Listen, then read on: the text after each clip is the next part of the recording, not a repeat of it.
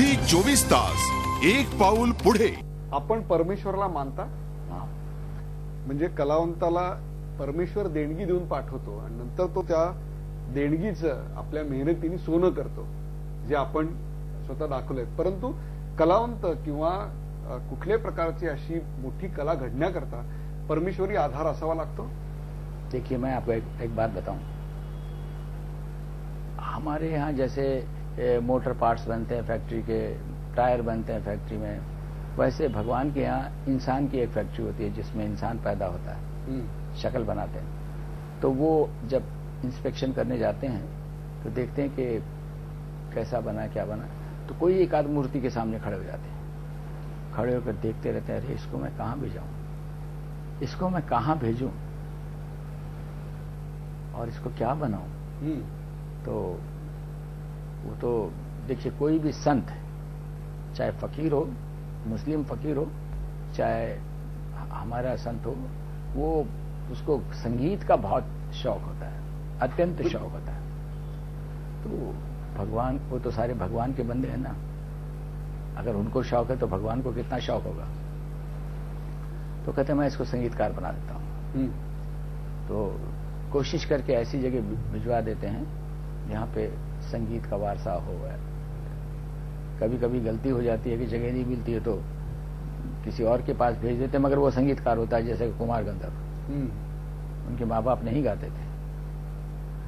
तो वो मूर्ति के सामने मैं इसलिए उसको संगीतकार बनाऊंगा कि मैं हमेशा उसके सामने बैठा रहूं. इसको आप समझिए कि हर संगीतकार, भले ही वो संगीतकार भगवान को माने या न माने, मगर वो तो ये मन में सोच के आते हैं कि भाई मैं इसके सामने बैठा रहूं. अगर उसने याद नहीं किया और नहीं सोचा कि भाई भगवान भी नाम की कोई चीज है, तो लोग कहते हैं उनको, अपने जैसे लोग कहते हैं आहो तो फार छान गातो. हाँ, तो कहते नाही रे, आपल्याला आमंत्रण नाही, आपल्या कशाला जायचं आहे, आपल्याकडे काही इन्व्हिटेशन नाही आलेलं, आपण जाऊन काय करायचं तिथं. तो ऐसी स्थिति में वो कहते हैं माझ्या घरी चला ना, तिथून ऐकू येतं. जैसे अल्लादिया खान साहब ने हमारे उस्ताद घग्गे नजीर खान साहब को एक महफिल में बाहर से सुना था. ऐसे कई किस्से हैं.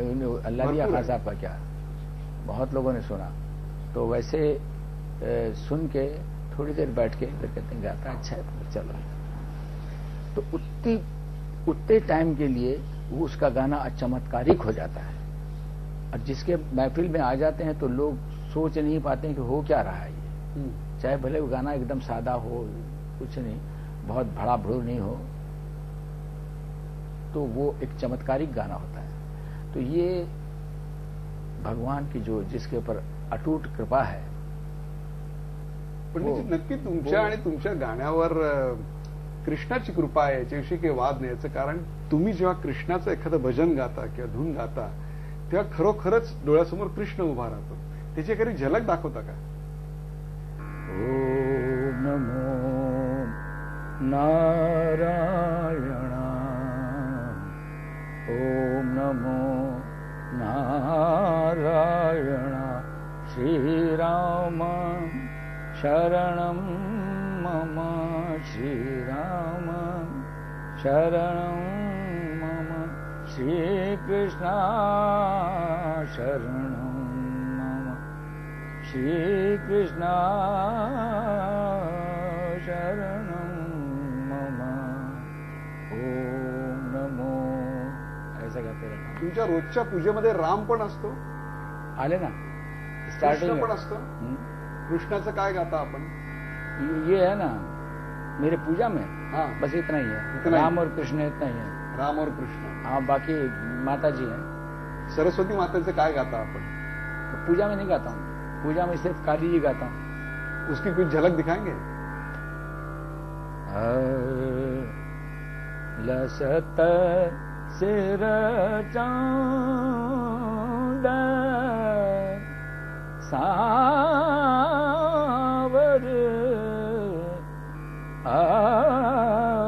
छवि मन में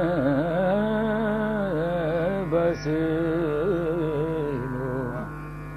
मधुर बदन मद मद हजत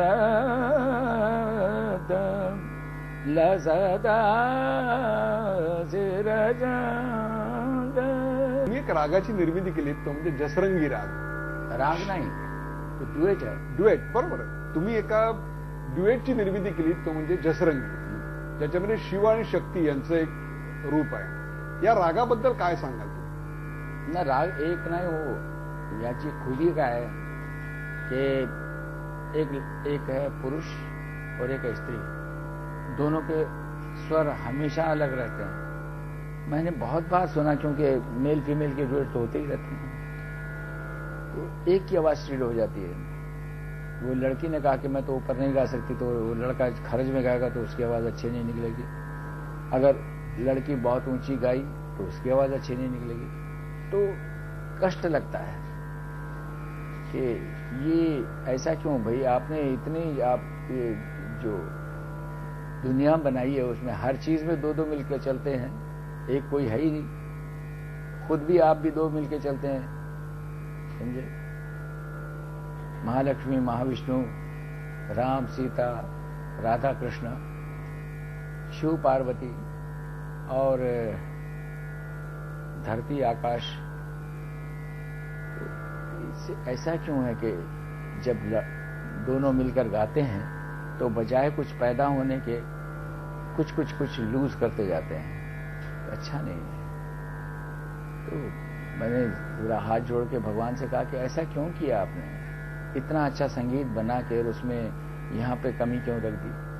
तो एक अंदर से आत्मा बोलती है ना, अंदर से जवाब आया कि भैया हमने तो प्रावधान रखा हुआ है, तुम ढूंढो. वाह वाह, सच में वाह.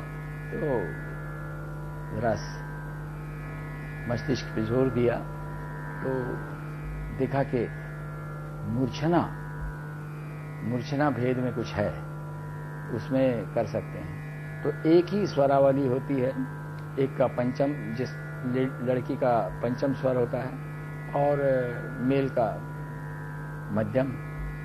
सा लड़की, सा मेल. तो दो चाहिए उसके लिए, जसरंगी के लिए. और जसरंगी नाम कैसे पड़ा? पूना में 90 में इसका मतलब प्रोग्राम हुआ, तो मुझको पूछा कि जो हमारे जसराज मित्र मंडल है पूना में है, आप कैसा प्रोग्राम कराएंगे? मैंने कहा कि देखो, अद्भुत चमत्कारी का आपको ड्यूएट सुनाऊंगा.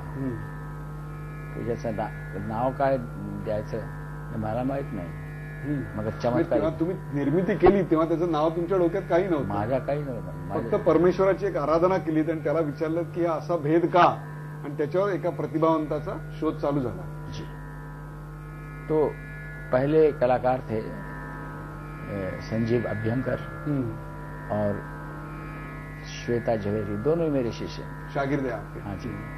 तो उनको समझा दिया, बिठा दिया वगैरह. तो एडवर्टाइजमेंट ये आया कि आगळी वेगळी जुगलबंदी. तो आगळी वेगळी ठीक है. तो जब गाना हुआ तो श्वेता जी तो गा रही थी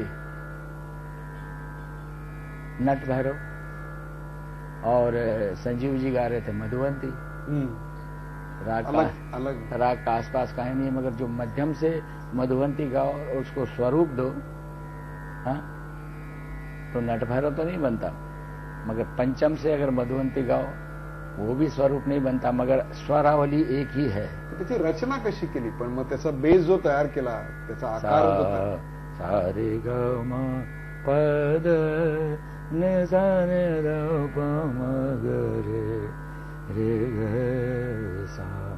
झी 24 तास, एक पाऊल पुढे.